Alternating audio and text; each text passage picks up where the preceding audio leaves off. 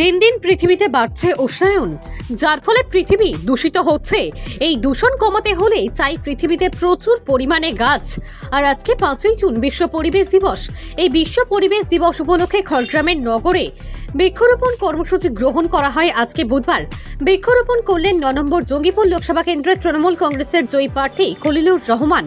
সঙ্গে উপস্থিত ছিলেন রাজ্যের বিদ্যুৎ প্রতিমন্ত্রী আখতারুজ্জামান, খড়গ্রামের বিধায়ক আশিস মার্জিত, সুতির বিধায়ক ইমানি বিশ্বাস, লালগুড়ার বিধায়ক মোহাম্মদ আলী, সাগরদিঘির বিধায়ক বাইরন বিশ্বাস, মুর্শিদাবাদ জেলা পরিষদের সভাধিপতি রুবিয়া সুলতানা সহ জেলা পরিষদ সদস্য রাজীব হোসেন।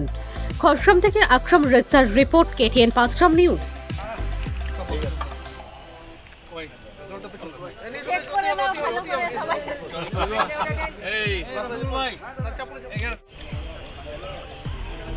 যেভাবে দেশে দূষণ প্রক্রিয়া যেভাবে বাড়ছে, তাতে মানুষের স্বাস্থ্যের ক্ষতি হচ্ছে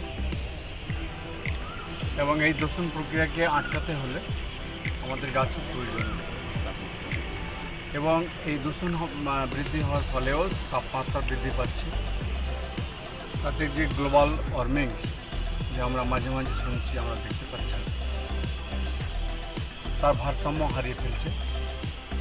আগামীতে আমাদের সকলকে সুস্বাস্থ্য রাখার লক্ষ্যে এই পরিবেশ দূষণকে আটকাতে হবে এবং এর জন্য প্রয়োজন হচ্ছে গাছ লাগানো।